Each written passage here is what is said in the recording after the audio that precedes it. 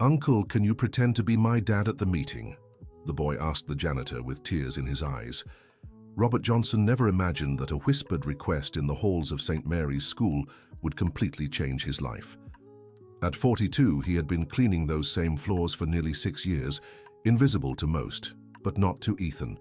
The 8-year-old boy held the broom with his trembling little hands, tears streaming down his flushed face, and asked the question that broke the simple man's heart. "Uncle, can you pretend to be my dad at tomorrow's meeting?" whispered Ethan, glancing around to make sure no one else was listening.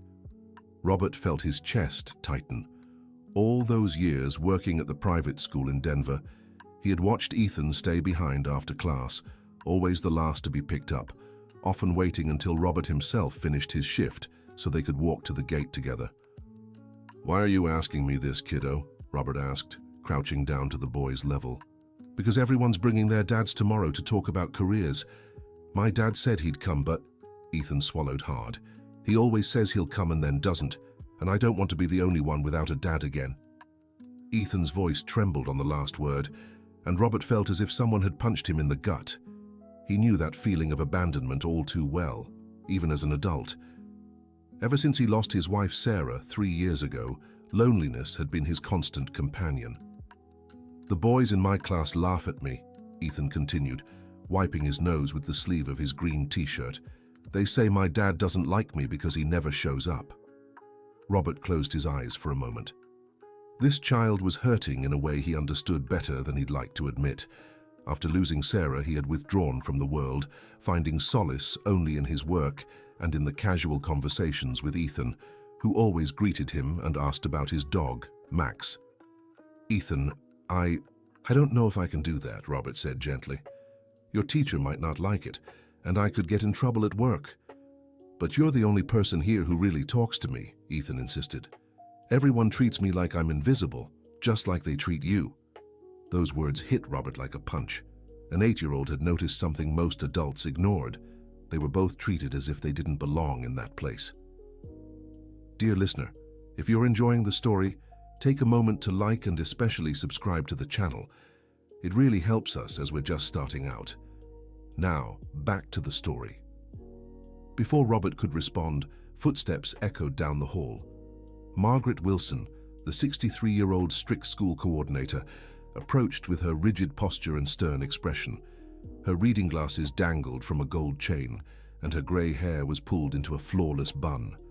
"Mr. Johnson, what's going on here?" she asked, her tone barely masking disapproval. Ethan quickly stepped back, trying to hide his tears.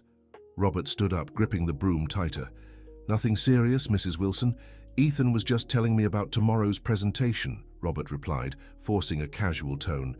"Ethan, you should be in the library doing your homework, not bothering Mr. Johnson," Mrs. Wilson said, addressing the boy in a voice that tried to sound motherly but came off cold. "He wasn't bothering me, Mrs. Wilson," Robert said. "In fact, he's always very polite." Mrs. Wilson gave Robert a piercing look. She had worked at that school for over 20 years and had very clear opinions about the proper boundaries between staff and students. "Mr. Johnson, I must remind you that there is a professional distance that must be maintained with the students. It is not appropriate for a janitor to develop personal relationships with the children." The word relationships left her mouth as if it was something dirty. Ethan looked at Robert with concern, as if afraid his only source of kindness in the school would be taken away. "With all due respect, Mrs. Wilson, I only greet the children and treat them politely," said Robert, feeling irritation rise in his chest. "I don't see anything wrong with that." "Ethan, go to the library now," ordered Mrs. Wilson, completely ignoring Robert's response. Ethan hesitated, glancing between the two adults. For a moment, it seemed he might say something, but then he just lowered his head and walked toward the library, his small footsteps echoing down the empty hallway. Mrs. Wilson waited until the boy was out of sight before turning back to Robert. "Mr. Johnson, I'll be clear with you. This school has a reputation to uphold. Parents pay a great deal for their children to study here, and they expect a professional and safe environment. Employees who cross appropriate boundaries can create complicated situations." "Complicated situations?" Robert repeated, his anger growing. Showing a child kindness is a complicated situation. You don't have children, Mr. Johnson.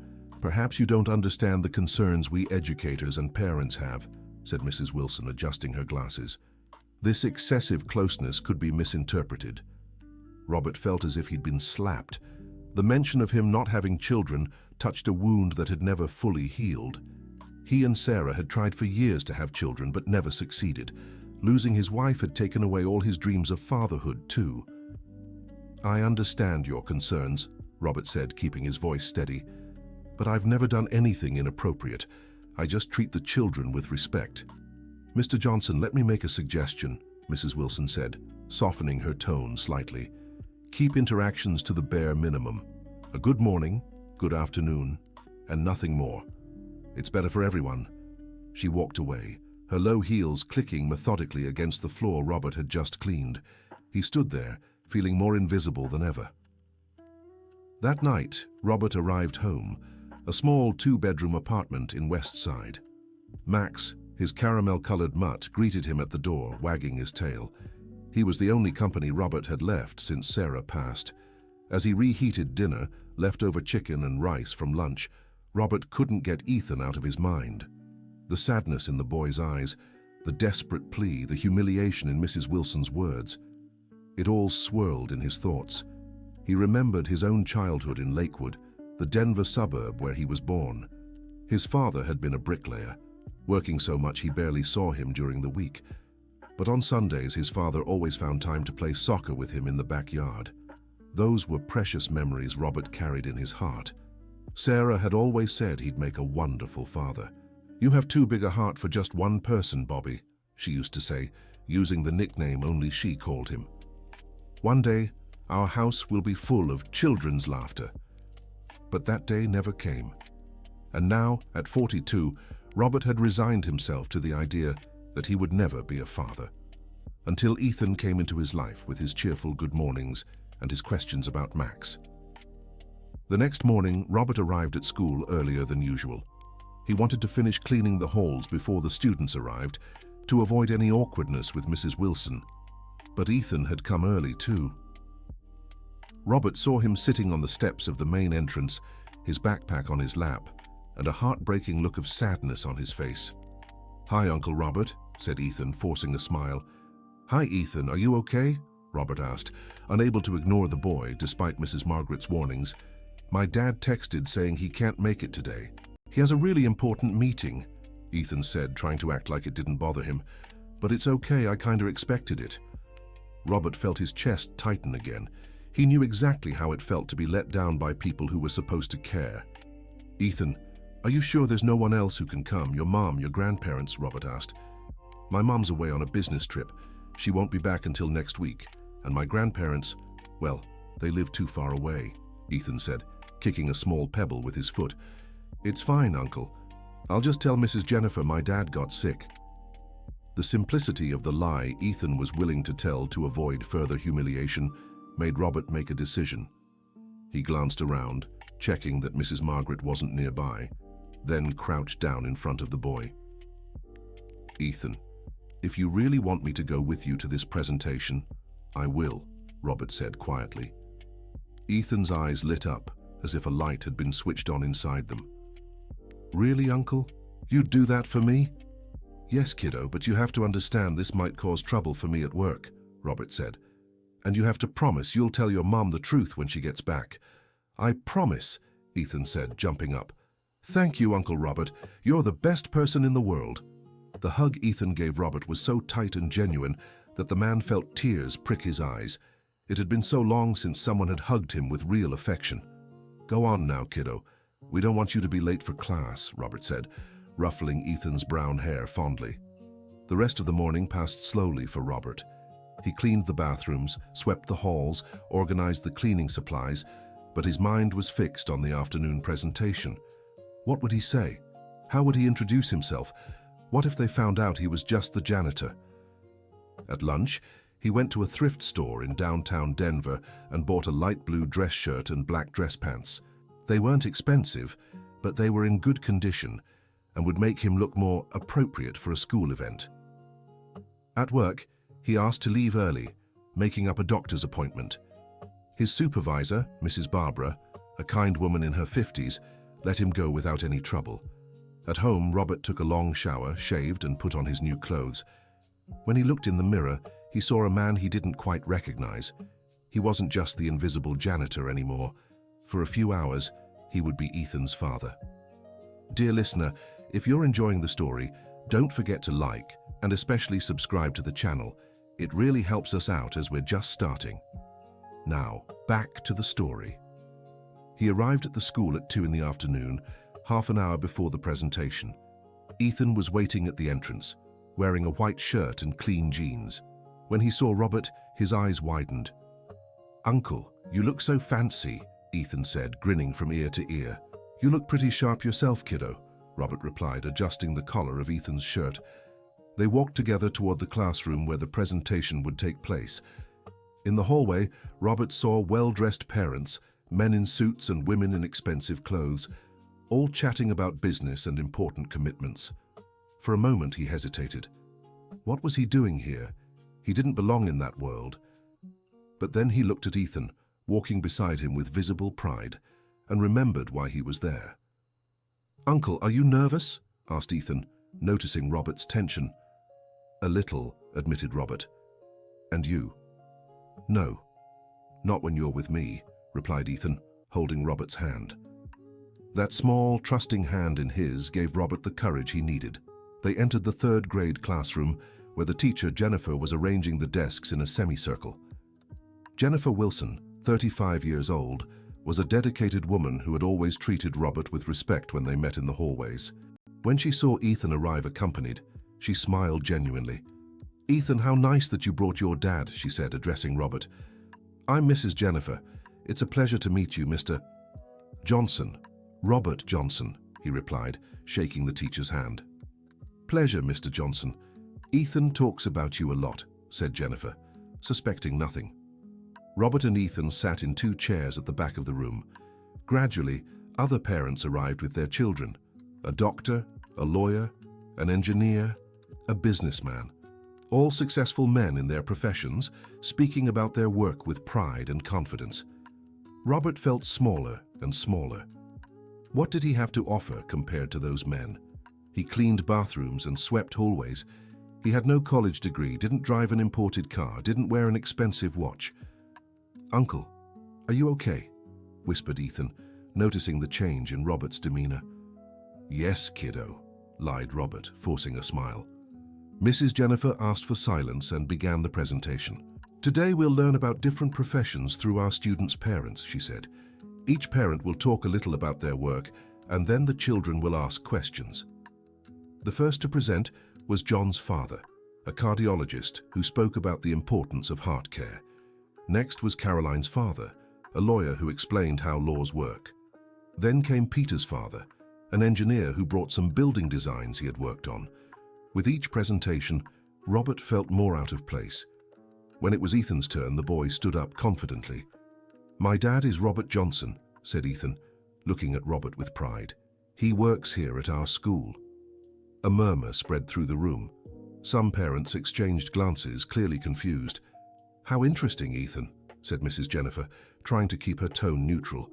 "And what does your dad do?" "He's a custodian," said Ethan, as if it were the most important job in the world. "He takes care of our school every day so we can study in a clean and organized place." The silence that followed was awkward. Robert felt his face burn with shame, but Ethan continued, oblivious to the adults' discomfort. "My dad gets to school super early, before everyone else, and stays really late," Ethan went on. "He cleans all the classrooms, the bathrooms, the hallways. He fixes things that break and takes care of the garden too." Robert looked around and saw expressions of surprise and some judgmental glances. One mother whispered something to another, who shook her head disapprovingly. "And the most important thing," said Ethan, his voice growing louder and full of emotion, "is that my dad does all of this with so much care. He talks to me, asks how my day was, and always treats me with so much love." Ethan's words echoed through the room, creating a moment of reflective silence. Robert felt tears threatening to fall, but held them back. "Thank you, Ethan," said Mrs. Jennifer, genuinely moved. "Mr. Johnson, would you like to say a few words about your work?" Robert stood up slowly, feeling all eyes turned to him. His hands trembled slightly, but Ethan's presence by his side gave him strength. "Well, began Robert, his voice choked up. Ethan said it all perfectly. "I've worked here at the school for 6 years. I wake up at 5 in the morning every day because I believe children deserve to study in a clean and safe environment." He paused, looking at Ethan, who encouraged him with a smile. "Maybe my job isn't as important as the other parents here," Robert continued. "But I believe every profession has its dignity. I take pride in what I do because I know I contribute to these children's education, even if it's in a different way." "And he does it really well," Ethan interrupted. "Our school is the cleanest of them all." A few children nodded in agreement, and Robert noticed some parents reconsidering their initial judgments. "Thank you, Ethan," Robert said, affectionately ruffling the boy's hair. When all the presentations were over, Teacher Jennifer thanked all the parents for participating. As the families said their goodbyes, Robert noticed some parents greeting him politely, while others completely ignored him. But someone had been watching intently from the back of the room. Margaret Wilson had slipped in quietly during the presentations and had heard everything. Her face showed a mix of shock and outrage. When Robert and Ethan left the classroom, she intercepted them in the hallway. "Mr. Johnson, I need to speak with you." "Now," she said, in a tone that brooked no argument.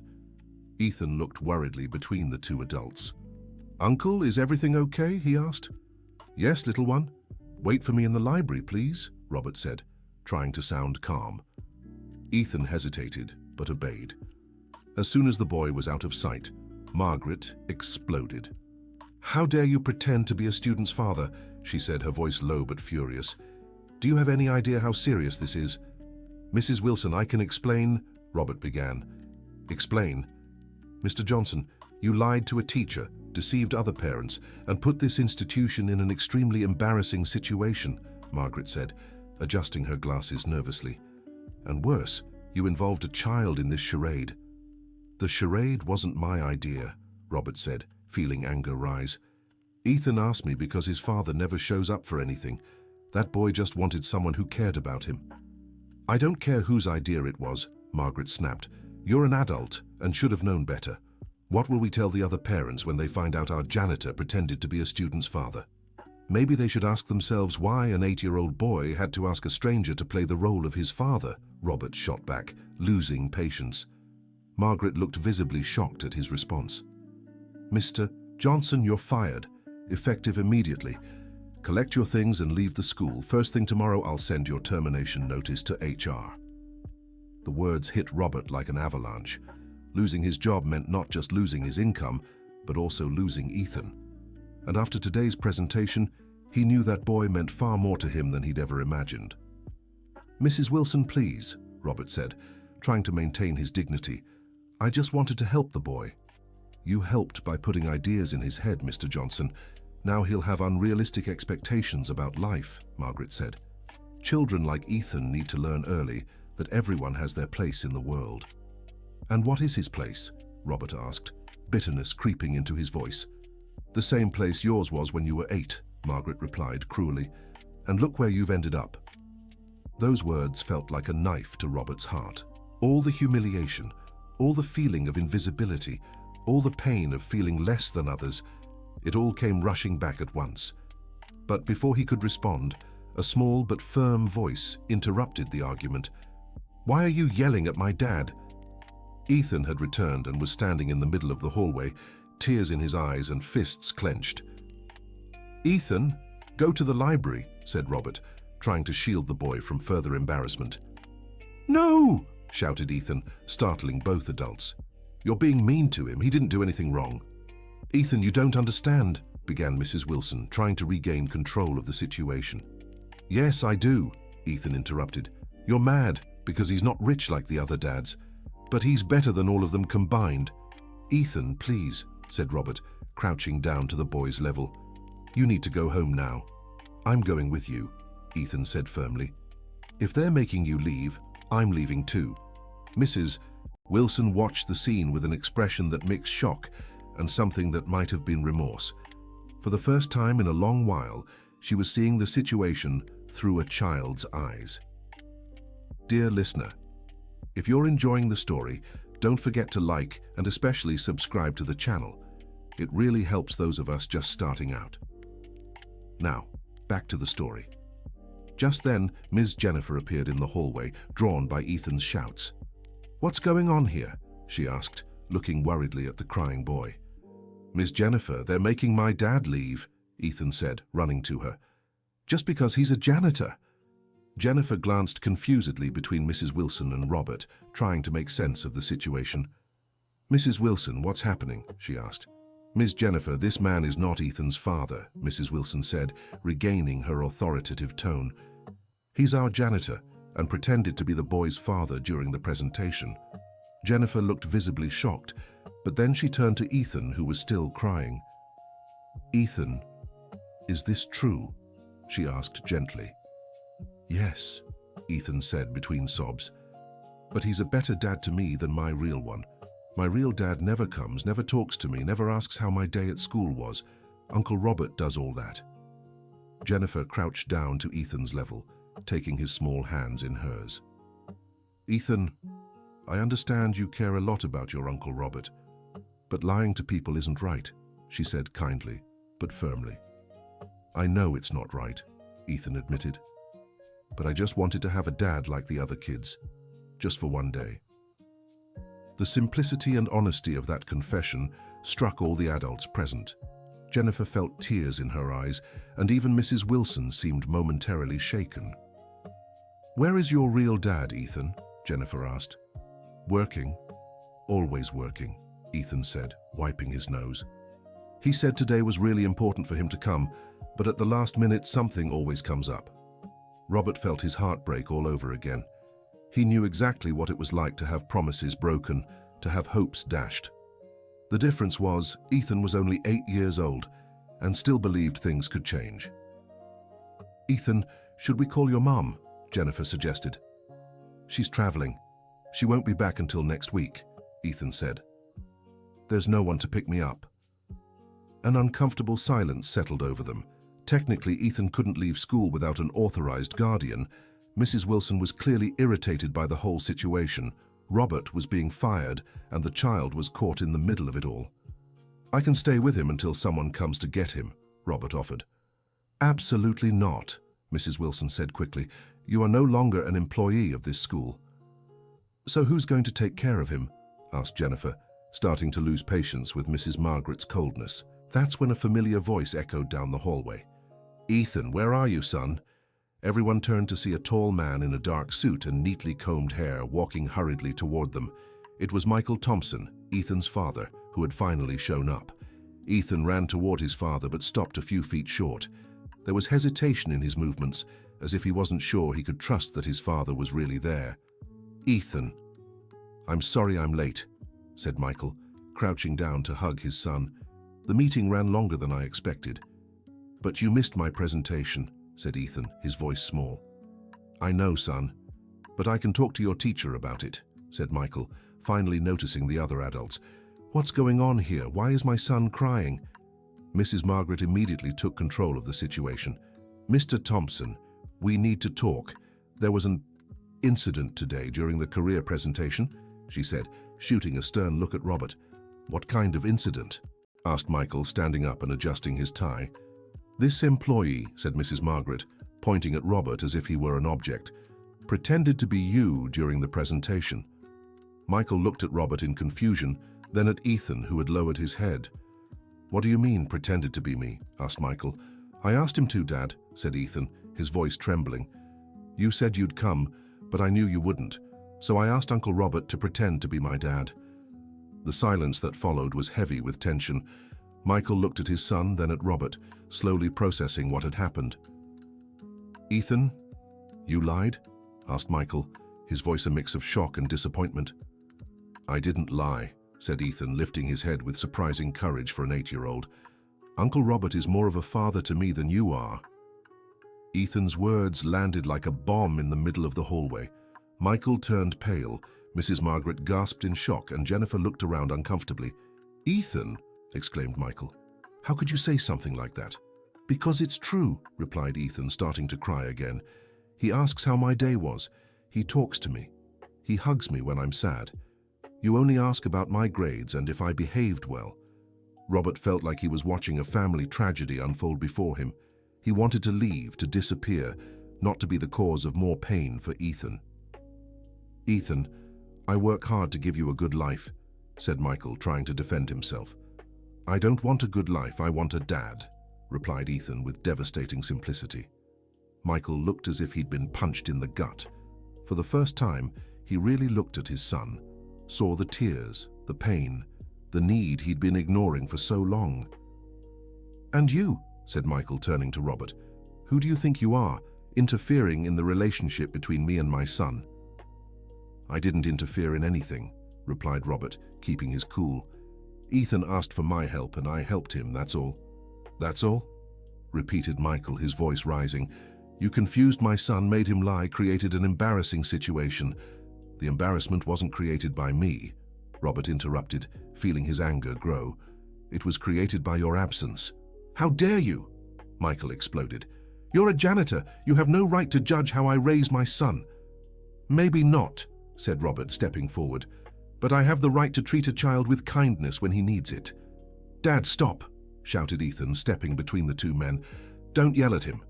The scene was growing increasingly tense, and Jennifer decided to intervene. "Please, let's all calm down," she said. "This argument isn't helping anyone, especially Ethan." "The teacher is right," said Mrs. Wilson. "Mr. Thompson, perhaps it's best to take Ethan home. We can discuss this situation tomorrow." "I don't want to go home," said Ethan, clinging to Robert's arm. "I want to stay with Uncle Robert." "Ethan, you're coming with me." "What?" "Now," said Michael firmly. "No," shouted Ethan, gripping Robert even tighter. Robert knelt down and looked Ethan in the eyes. "Ethan, you need to go with your dad," he said gently. "Everything will be okay." "But what if I never see you again?" asked Ethan, tears streaming down his face. "You will," Robert lied, trying to sound convincing. "Now go with your dad." Ethan hesitated for a moment, then reluctantly let go of Robert's arm. Michael took his son's hand and started walking toward the exit. "Ethan," Robert called out when they were a few feet away. The boy turned around. "You were very brave today. Never forget that," Robert said. Ethan forced a smile through his tears and waved before leaving the school with his father. Robert stood there in the hallway, feeling as though a part of him had left with Ethan. Mrs. Wilson and Jennifer were still there, watching him. "Mr. Johnson, Mrs. Wilson said, her tone slightly softer, "you need to understand that despite your good intentions, what you did today was inappropriate." "I understand," Robert replied, weary from the whole situation. "I'll accept your resignation, but I'll make sure you receive all the severance pay you're entitled to," Mrs. Wilson said. "And I'll give you a good reference if you need it for other jobs." It was a small concession, but Robert nodded in thanks. "Mr. Johnson," Jennifer said once Mrs. Wilson had walked away, "what you did today, it was very touching. Ethan is a special child, and it's obvious you genuinely care about him." "Thank you, teacher," Robert replied. "If I may offer an opinion," Jennifer continued, "I think both Ethan and his father will reconsider a lot of things after today." Robert didn't respond, but nodded gratefully. He went to his locker, gathered his few personal belongings, a photo of Sarah, a mug she had given him as a gift, and a drawing Ethan had made for him a few weeks ago, and left the school for the last time as an employee. On the bus ride home, Robert stared out the window and reflected on the last 6 years of his life. The routine, the invisibility, the loneliness, but also the small moments of joy Ethan had brought him, the cheerful good mornings, the questions about Max, the conversations in the hallway. Maybe Mrs. Wilson was right. Maybe he had crossed lines he shouldn't have, but when he looked at Ethan's drawing, a stick figure holding a broom with a big smile on its face, he couldn't bring himself to fully regret it. At home, Max greeted him as always, oblivious to the day's drama. Robert sat on the couch and, for the first time in years, cried. He cried for the loss of his job, for Ethan, for Sarah, for all the chances at fatherhood he'd never had. But mostly he cried because for the first time in a long time, he had felt truly important to someone. And now that feeling had been taken from him. Meanwhile, at the Thompsons' home, a luxurious apartment in the Upper East Side, Ethan was in his room, refusing to come out for dinner. Michael knocked on the door several times, but the boy didn't answer. Catherine Thompson, Ethan's mother, called that night from the hotel where she was staying in New York. When Michael told her what had happened, she was furious. "How could you let this happen, Michael?" she shouted over the phone. "Our son is so starved for his father's attention that he asked a stranger to pretend to be you." "Catherine, I know I haven't been the best father," admitted Michael for the first time, "but I work hard to provide financial stability for you both." "Ethan doesn't need financial stability, Michael. He needs a present father," said Catherine, her voice trembling. "He's 8 years old. He won't stay a child forever." "I know that," said Michael, feeling smaller with every word. "Cancel all your meetings tomorrow. Stay with our son. Talk to him. Find out what he really needs," ordered Catherine. "Catherine, I have an important presentation tomorrow." "Michael," Catherine interrupted with a firmness he rarely heard in her voice, "if you don't cancel that presentation, when I get back from New York, I'll ask for a divorce." The silence on the other end was long. You're serious?" asked Michael. "Completely. Our marriage has been shaky for years because you prioritize work. But I won't let Ethan's childhood be destroyed the same way," said Catherine. "The choice is yours." Michael hung up the phone and stood still in the living room for a long time. For the first time in years, he truly reflected on his priorities. When was the last time he had a real conversation with Ethan? When was the last time he asked about his son's dreams, his fears, his joys? He remembered being a child himself, with an absent father always wrapped up in business. Michael had promised himself he'd be different when he had kids, but now he realized he'd repeated the exact same mistakes. The next morning, Michael did cancel the presentation and all his meetings for the day. When Ethan came downstairs for breakfast, he found his father in the kitchen, making pancakes. "Dad," said Ethan, surprised, "why aren't you at work?" "Because today I'm spending the day with you," said Michael, flipping a pancake. "If you want." Ethan was suspicious. It was strange seeing his father home on a weekday, let alone cooking. "But what about your important meeting?" asked Ethan. "I cancelled it," said Michael, turning to look at his son. "Ethan, I need to apologize to you." "For what?" "For not being there for you like I should have. For missing your presentation yesterday. For making you feel like you needed someone else to play the role of your dad." Ethan didn't know what to say. It was the first time his father had ever apologized to him. "Did Uncle Robert get fired because of me?" asked Ethan, worried. "He did," admitted Michael. "But it wasn't your fault, Ethan. It was mine, for not being the father you deserve." Ethan sat at the table, still processing everything. "Are you still going to work a lot?" he asked. "I'll still work, yes. But I'll try to balance things better," said Michael, serving the pancakes. "And I'll set some rules. No work after 6 in the evening or on weekends. That time is ours." Ethan took a bite of pancake and chewed thoughtfully. "Dad, can you explain why Uncle Robert was let go?" he asked. Michael sighed. "How do you explain the complexities of social rules and adult hierarchies to an 8-year-old? "Ethan, at school, there are rules about how staff should behave. When your friend Robert pretended to be me, he broke those rules," explained Michael. "But he was just trying to help me," said Ethan. "I know, son, and it was very kind of him. But sometimes rules are complicated," said Michael. Ethan was quiet for a moment. "Dad, can you do anything to help Uncle Robert?" he asked, hope in his eyes. Michael felt his chest tighten. His son's generosity, even after everything that had happened, was touching. "I don't know, Ethan, but I can try," said Michael, not wanting to raise false hopes. Meanwhile, Robert was at home, scrolling through job listings on the old computer he'd bought used a few years back. Without a high school diploma, his options were limited. Janitor at other companies, doorman, general assistant. The phone rang around 10 in the morning. It was Mrs. Barbara, his former supervisor. "Robert, are you okay?" she asked, concerned. "I heard what happened yesterday." "I'm fine, Mrs. Barbara. Thank you for asking," said Robert. "Look, I don't agree with what Mrs. Margaret did." "You were always an exemplary employee," she said. And if I may say so, what you did for that boy was very beautiful." "Thank you," said Robert, moved by her kindness. "Robert, I have a friend who works at a cleaning company. If you'd like, I can talk to her. Maybe she has an opening," Mrs. Barbara offered. "I'd really appreciate that, Mrs. Barbara.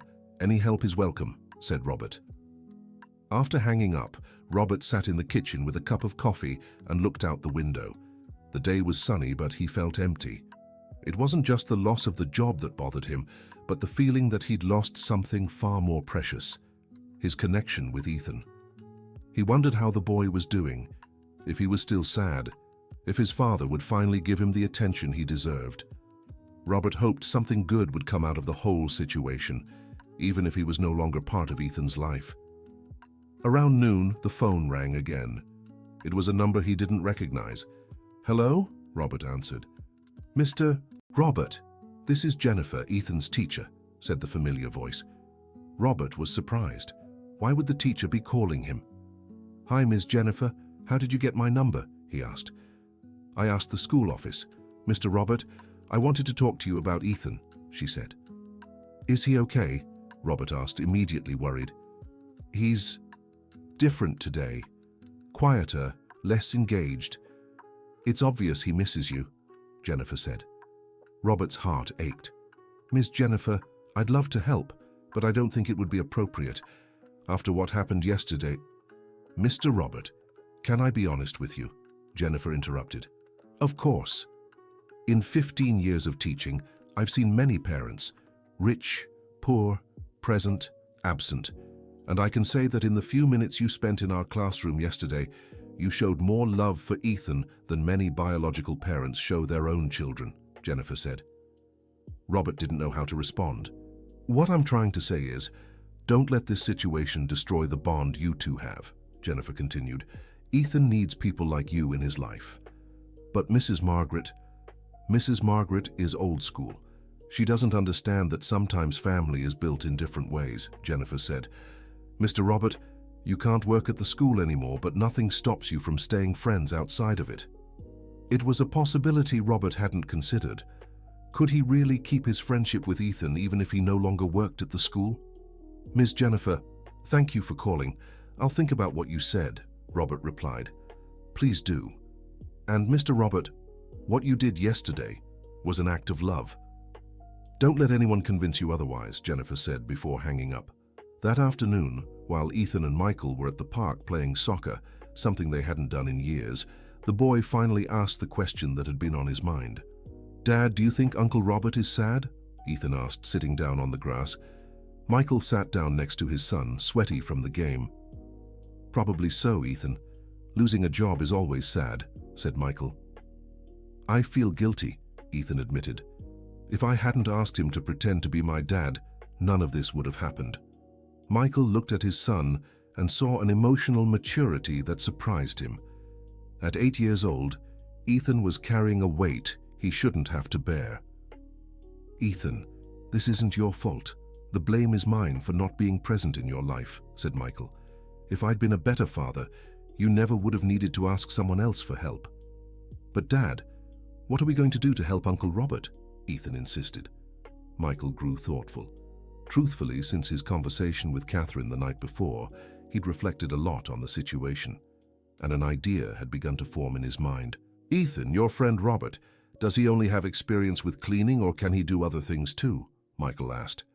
"He can do lots of things," Ethan said excitedly. "He fixes broken stuff, takes care of the garden, paints walls, and he's really smart too. He always helps me with my math homework when I ask." Michael smiled. It was the first time in a long while he'd seen Ethan so animated talking about someone. "You know what we're going to do?" Michael said. "We're going to visit your friend Robert tomorrow. I want to get to know him better." "Really, Dad?" Ethan asked, his eyes shining. "Really. But let's not tell him we're coming. It'll be a surprise," Michael said. That night, Ethan went to bed happier than he'd been in weeks, and Michael spent hours on the computer, researching Robert Johnson, checking references, talking to Barbara on the phone. What he discovered surprised him. Robert was unanimously praised by everyone who'd worked with him. Responsible, dedicated, honest, punctual. And more importantly, everyone mentioned how kind and respectful he was to all, regardless of position. The next morning, a Saturday, Michael and Ethan knocked on Robert's apartment door. When he opened it and saw the two standing there, he could hardly believe it. "Ethan," Robert said, confused. "What are you doing here?" "We came to visit you," Ethan said, running to hug Robert. Michael watched the scene carefully. The affection between them was genuine and touching. Robert hugged Ethan like he was his own son, and Ethan nestled into the man's arms as if it were the safest place in the world. "Please come in," Robert said, still surprised but making sure to be hospitable. The apartment was simple but impeccably clean and organized. In the living room, Michael noticed some photos of a couple, likely Robert and his late wife, and the drawing Ethan had made, carefully framed and hung on the wall. "Can I offer you some coffee?" Robert asked. "Please," Michael said. While Robert prepared the coffee, Ethan played with Max in the small backyard. Michael took the chance to observe the house more closely. Everything was tidy, with books on the shelf, mostly self-help and some technical ones, and well-tended plants on the balcony. "Mr. Michael," Robert said, returning with the coffee, "I want to apologize again for what happened at school." "Actually, I'm the one who should apologize," Michael said, surprising Robert. "My son was so starved for a father's attention that he had to ask a stranger for help. That says a lot about the kind of father I've been." Robert hadn't expected that response. "Mr. Michael, you don't owe me any explanation," Robert said. "I do, because I want to make you an offer," Michael said, leaning forward. "What kind of offer?" "Mr. Johnson, I'm a partner at a human resources consulting firm. We have several clients who need reliable people for maintenance, cleaning, and building management services," explained Michael. "Mrs. Barbara gave me your references yesterday. They're impeccable." Robert didn't know where this conversation was headed. "I'm offering you a position as General Services Coordinator for one of our clients. It's a commercial building in downtown Denver.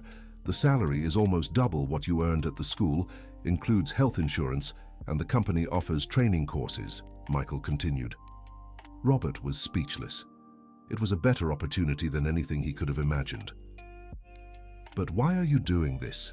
Robert asked, suspicious. "For 3 reasons," said Michael. "First, because you deserve a better opportunity. Second, because I want to show my son that there are ways to correct mistakes. And third, because I want you to remain part of Ethan's life." "What do you mean?" Robert asked. "Ethan needs positive male role models in his life, and it's obvious you two have a special connection," Michael said. "I'm not asking you to replace the role of a father. That's my place, and I'll fight to earn it. But I'd like you to be a real uncle to him." Robert felt tears in his eyes. It was more than he'd ever dreamed of. "Mr. Michael, I don't know what to say," Robert stammered. "Say you accept," Michael urged. "My son needs good people like you in his life. And to be honest, I think you need him too." At that moment, Ethan came running back into the house with Max close behind. "Uncle Robert, did my dad say something cool to you?" Ethan asked eagerly. Robert looked at the boy, then at Michael, and smiled for the first time in days. "Yes, kiddo. He said we'll keep being friends," Robert replied. "Forever?" Ethan asked. "Forever," Robert confirmed, glancing at Michael, who nodded. Ethan cheered and hugged Robert first, then his father. It was the first time in a long while that the Thompson family had experienced a moment of true harmony. 3 months later, much had changed in everyone's lives. Robert was loving his new job. As General Services Coordinator at Summit Tower, he supervised a team of 10 and had implemented several improvements praised by management. Even more importantly, he was taking a technical course in administration on Saturdays, with the company covering the costs. Michael had kept his promise to balance work and family better. He picked Ethan up from school every Tuesday and Thursday, and weekends were reserved for father-son activities. Their relationship had improved dramatically. Catherine had returned from New York and was amazed by the changes she found. Michael was more present, Ethan was happier, and the family had gained a new member, Uncle Robert. On Saturdays, Robert had lunch with the Thompsons. On Sundays, he and Ethan went to the park with Max while Michael caught up on work, but always with a set time to finish. Ethan had become a more confident and happy child.